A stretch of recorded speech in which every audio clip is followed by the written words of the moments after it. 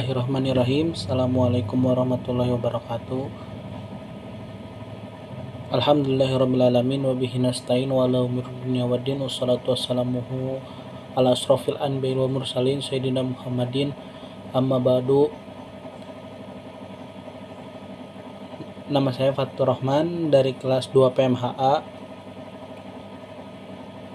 dengan NIM 1233040021.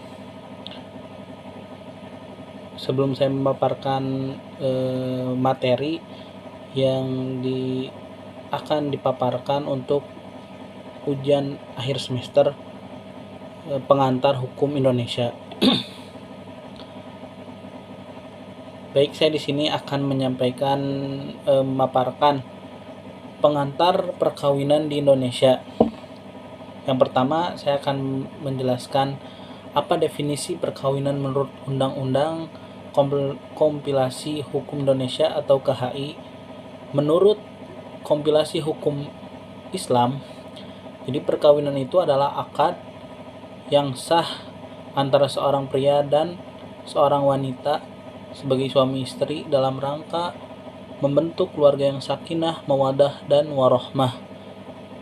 Yang mana pernikahan ini di Indonesia kan meliputi beberapa syarat yang nanti dibagi-bagi dari hal-hal yang prosesnya, terus bagaimana undang-undangnya, terus peran dan fungsi dan lain sebagainya.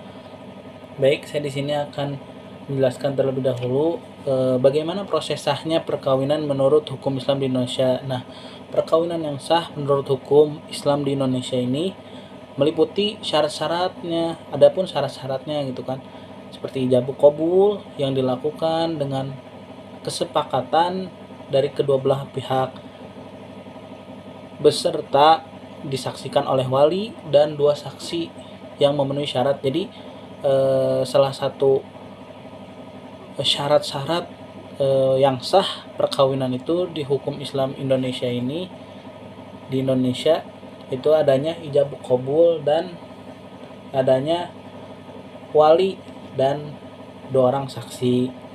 Terus ada juga Undang-Undang Kompilasi Hukum Islam KHI dalam konteks perkawinan.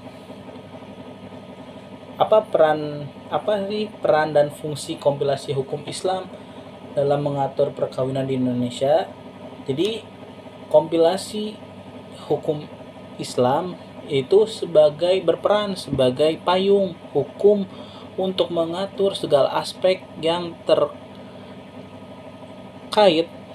dengan perkawinan menurut ajaran Islam di Indonesia, termasuk syarat-syarat, prosedur, dan akibat hukumnya. Jadi agar yang namanya perkawinan di Indonesia ini menjadi hal yang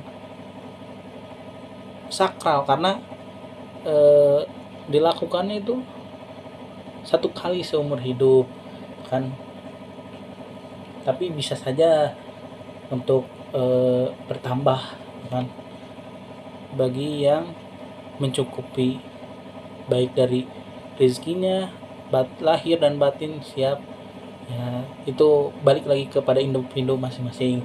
Lanjut, apa yang menjadi landasan hukum bagi penyelesaian sengketa perkawinan menurut kompilasi hukum Islam? Nah, ini ada landasan hukum bagi penyelesaian sengketa perkawinan.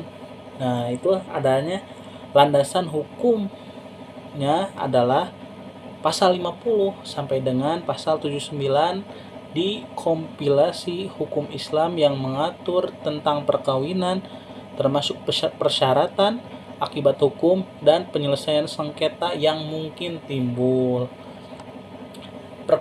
Adapun ada lagi penjelasan perkawinan berdasarkan adat dan tradisi di Indonesia. Karena kenapa adanya perkawinan berdasarkan adat dan tradisi di Indonesia? Karena suku di Indonesia ini kan berbeda-beda, tidak semua sama suku-sukunya, tapi beda-beda.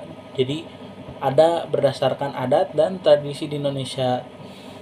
Terus bagaimana sih perkawinan berdasarkan adat istiadat di Indonesia dilihat dari sudut pandangan hukum.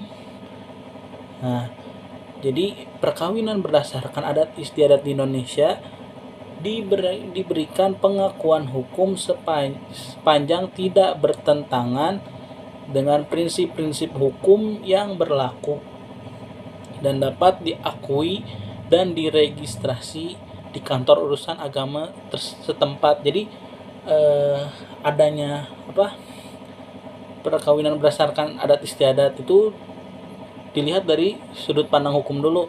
Kayak tadi kan diberikan pengakuan hukum sepanjang tidak bertentangan dengan prinsip-prinsip hukum yang berlaku, jadi tidak melanggar aturan-aturan hukum yang ada di Indonesia. Terus apa perbedaannya antara perkawinan menurut adat istiadat dengan perkawinan menurut hukum Islam di Indonesia? Perkawinan menurut hukum Islam mengacu kepada prinsip-prinsip ajaran Islam yang memenuhi syarat-syarat tertentu seperti keabsahan ijab qabul dan syarat-syarat tertentu. Sedangkan perkawinan menurut adat dan istiadat cenderung mencangkup tradisi-tradisi lokal yang beragam di Indonesia, kayak seperti pakai adat Jawa, adat Sunda dan lain-lain.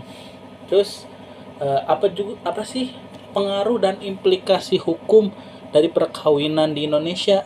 Nah, jadi ada implikasi hukum dari perkawinan kompilasi hukum Islam bagi pihak yang terlibat. Jadi implikasi hukumnya termasuk hak dan kewajiban antara suami dan istri, hak waris, dan kewajiban perawatan serta nafkah antar pasangan. Terus apa lagi sih yang harus kita pahami itu kan untuk bekal-bekal ke depan untuk bisa membina rumah tangga yang sakinah mawaddah warahmah. Perkawinan ini di Indonesia, bagaimana perlindungan hukum bagi hak-hak perempuan dalam perkawinan menurut kompilasi hukum Islam, karena ini suatu hal yang penting untuk dipelajari oleh kita semua, terutama bagi para pemimpin kita, seperti ya kita sendiri laki-laki, karena kita yang memimpin nanti istri kita, anak-anak kan. Kita harus mengerti apa sih perlindungan hukum bagi hak-hak perempuan dalam perkawinan menurut kompilasi hukum Islam. Jadi di kompilasi hukum Islam ini memberikan perlindungan bagi hak-hak perempuan dalam perkawinan seperti hak atas nafkah, terus hak untuk mendapatkan mahar, dan hak untuk menentukan tempat tinggal atau hak tinggal. Jadi perlindungan hukum bagi hak-hak perempuan dalam perkawinan menurut kompilasi hukum Islam ini yang harus kita pahami, seperti hak atas nafkah. Jadi kita harus sebagai laki-laki itu mempunyai pekerjaan yang tetap agar bisa menafkahi. Terus yang kedua, hak untuk mendapatkan mahar, karena kan mahar ini salah satu hadiah bagi si perempuan yang kita sukai gitu kan, sebagai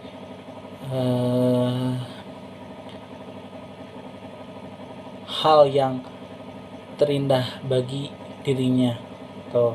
Terus dan hak untuk tempat tinggal, jadi perlu juga dicari tempat tinggal. Jadi dari tiga ini kita harus bisa memenuhi apa yang menjadi kompilasi hukum Islam, perlindungan hukum bagi hak-hak perempuan. Mungkin yang saya sampaikan sekian, mohon maaf apabila ada salah kata, ada salah ucap dari saya. Ungzur mangkola wala tangzur mangkola. Syukron ala ihtimam minkum. Assalamualaikum warahmatullahi wabarakatuh.